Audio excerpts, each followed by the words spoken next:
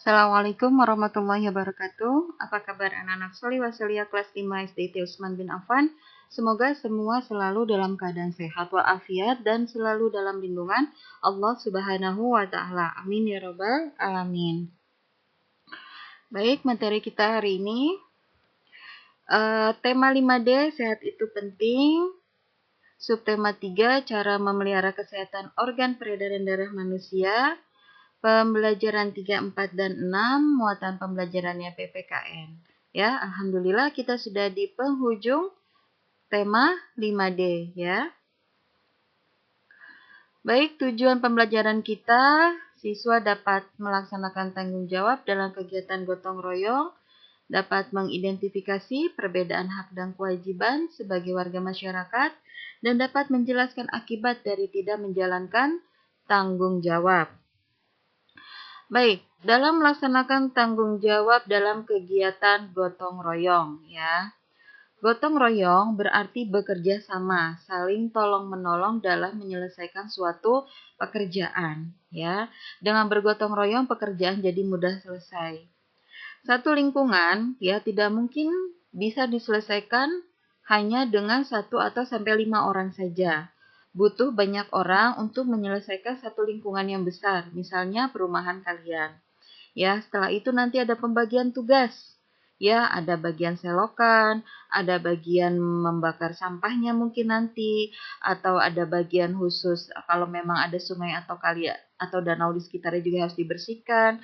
Ya, harus memotong pohon yang besar-besar yang mungkin nanti ketika hujan akan mengganggu dan yang lainnya. Ya, makanya disebut gotong royong dalam rangka untuk bekerja sama dan menyelesaikan suatu pekerjaan. Manfaatnya apa sih? Manfaatnya banyak. Yang pertama membangun persatuan. Ya, di situ tidak kenal kaya, tidak kenal miskin, agamanya apa, rumahnya, mobilnya berapa tidak ditanyakan. Semua turun bekerja sama sesuai dengan bagiannya masing-masing, ya. Makanya timbul rasa persatuan, sama-sama memiliki ya bahwa perumahan ini harus bersih, lingkungannya harus aman dari binatang buas misalnya seperti ular dan yang lainnya. Nah, disitulah manfaat gotong royong. Yang kedua, memupuk rasa solidaritas sosial dalam masyarakat, ya. Rasa memiliki dalam kehidupan sosial bermasyarakat. Solidaritas, rasa persatuan juga sama, ya. Yang ketiga, mencegah perpecahan. Ya, dengan kita turut serta dapat mengenal kiri kanan depan belakang rumah kita, mungkin yang jauh, yang biasa mungkin tidak pernah bertegur sapa akhirnya saling mengenal, ya kan? Oh, ternyata ada yang seumuran dengan saya di blok sebelah atau di gang sebelah. Nah, itu kan akan mencegah perpecahan, saling mengenal. Ya, mungkin di jalan nanti ketika ada sesuatu musibah atau apa ternyata tetangga kita bisa menolongnya ya, mempermudah urusannya. Itu juga kan salah satu upaya dari manfaat bergotong royong ya. Jadi tolong biasakan keluarga kalian, diri kalian, terutama yang laki-laki ya, bapak kalian, adik kalian, untuk ikut serta dalam kegiatan bergotong royong ya. Nah, sekarang pertanyaannya, kamu pernah ikut gotong royong sama warga sekitar? Ayo, ya jangan malas. Kalau memang ada kesempatan, ikut ya. Next, mengidentifikasi perbedaan hak dan kewajiban sebagai warga negara. Di sini warga masyarakat ya. Hak itu adalah yang kita peroleh ya. Bahkan dari sejak lahir kita sudah mendapatkan hak tersebut. Kewajiban adalah apa yang kita lakukan, apa yang kita berikan untuk mendapatkan hak kita nantinya. Hak warga masyarakat satu itu menikmati ya, kita berhak menikmati lingkungan yang tenang, yang tertib ya, tidak mengganggu, tidak gaduh, tidak bising ya, tidak berisik. Itu adalah hak kita. Yang kedua mendapat perlindungan hukum ya dalam sistem kenegaraan ya, kesosial masyarakatan yang luas yang lebih besar, kita berhak mendapat perlindungan hukum. Menyuarakan pendapat ya di hal terkecil misalnya pemilihan RT ya, atau di kelas kalian, dalam memilih ketua kelas kalian boleh menyuarakan pendapat. Hidup tenang dan damai, ya kita berhak mendapatkan hidup tenang, damai ya, tanpa gangguan, tanpa ancaman, dan tanpa tekanan. Nah, kewajiban kita apa? Nah, ada hak, ada kewajiban ya. Ketika kita ingin mendapatkan, kita juga harus memberikan, melakukan. Yang pertama, menjaga ketenangan dan ketertiban lingkungan. Kita mau tenang hidup kita, tapi kita sendiri membuat kegaduhan. Misalnya menyalakan musik besar-besar, ya kan? Kalau mau ngomong misalnya teriak-teriak ya, jadi bisa mengganggu kiri kanannya. Yang kedua, mematuhi aturan dan norma yang berlaku di masyarakat. Ya, ada aturan pemerintah dalam hal berlalu lintas misalnya, dalam hal penggunaan kendaraan misalnya, itu harus dipatuhi aturannya.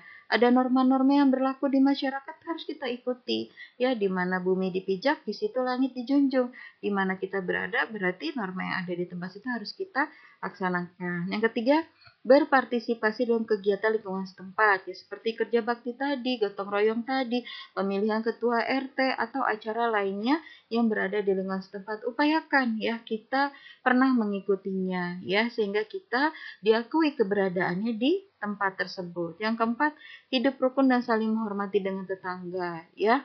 Masya Allah, di agama Islam itu sendiri pun diatur dalam kehidupan bertetangga. Ya, jangan sampai kita menjadi tetangga yang zalim. Kita harus baik sama tetangga kita karena dalam kehidupan bertetangga itu banyak faedah atau kebaikan yang bisa kita peroleh ya. Nah, ini harus kalian pahami mana antara perbedaan hak dan kewajiban sebagai warga masyarakat. Menjelaskan akibat ya, ada sebab, ada akibat. Sebabnya kita baik, sebabnya kita melakukan satu kegiatan yang baik, maka hasilnya juga akan baik. Ya, begitu juga dengan keburukan ya. Sebab kita melakukan suatu tindakan yang tidak baik, maka kita akan ditimpa yang tidak baik juga. Misalnya dalam hal ini yang paling umum dan sering terjadi di Indonesia, bahkan di lingkungan tempat kita saat ini adalah banjir ya.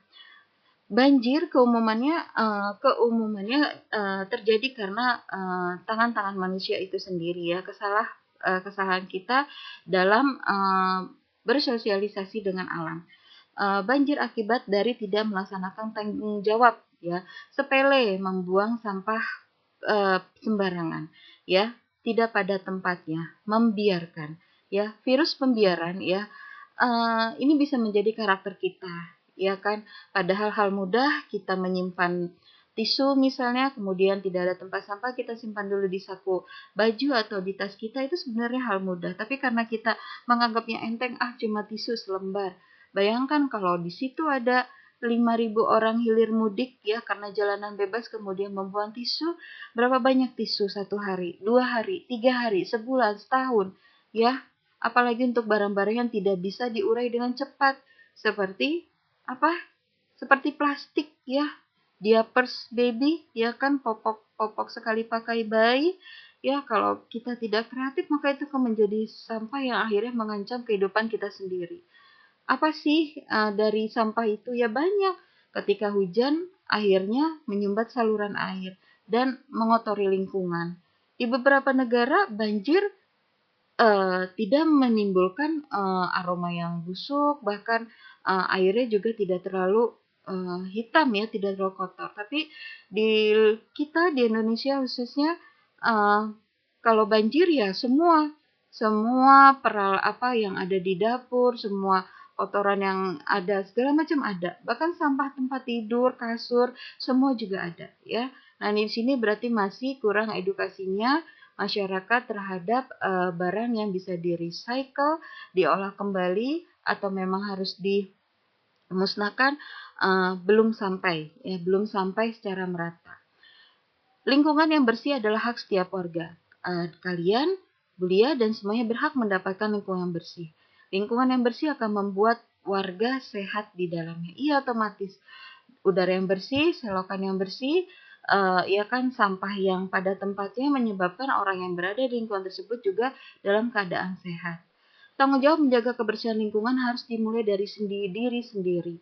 Ya, kadang di bawah kolong meja ada permen karet, ya kan. Kemudian hal-hal remeh kecil yang dibiarkan akhirnya menjadi kebiasaan, ya, dan itu pun akhirnya bisa ditiru oleh beberapa orang. Keburukan itu yang dianggapnya akhirnya menjadi baik, menjadi biasa, padahal itu bisa merusak alam dan akhirnya berimbas kepada diri kita sendiri. Oleh karena itu, ya, ibu menghimbau diri ibu sendiri, diri kalian, dan semua ya manusia untuk bisa bertanggung jawab. Ingat ya, tanggung jawab itu lahir dari kesadaran. Kalau kewajiban ya kita kadang ada paksaan, tapi kalau tanggung jawab itu kesadaran. ya, ambil sampah. Tidak hina kok mengambil sampah sendiri. Kadang di rumah kita masih egois, ya kan? Misalnya adik menumpahkan, disuruh ibu membersihkan, kita masih nggak mau, itu kan seadik yang gitu. Nggak. Ya jangan begitu. Ya ada saatnya kita sudah tidak usah berpikir siapa yang melakukan, tapi apa yang dapat kita lakukan. Ya kan, karena apa yang mereka lakukan cuma satu, menjatuhkan makanan. Tapi apa yang kita lakukan, ya itu manfaatnya banyak. Bersih rumah kita, ibu kita senang, ya kan, dan kita sedang mendidik diri kita menjadi manusia yang berkarakter lebih baik. Nah, ya, biasakan seperti itu. Lakukan yang terbaik. Jangan tunggu nanti besok atau kapan-kapan saja. Tidak, lakukan yang sekarang, ya. Buang sampah pada tempatnya dan tanamkan pada diri kalian, ya. Dan tularkan kebaikan ini kepada adik, kakak atau keluarga serta saudara kalian, ya. Jadi, bagaimana? Sudahkah kalian bertanggung jawab? Nah, alhamdulillah ya, hari ini materi kita tidak terlalu panjang, hanya untuk mengingat kembali, review kembali kalau sudah di subtema 3 itu adalah review dari materi di subtema 1 dan subtema 2. Oke guys, materi ini sudah selesai, biasakan bertanya, mencatat dan mengulang materi. Sampai berjumpa di pembelajaran selanjutnya. Barakallahu fiik. Syukron. Assalamualaikum warahmatullahi wabarakatuh.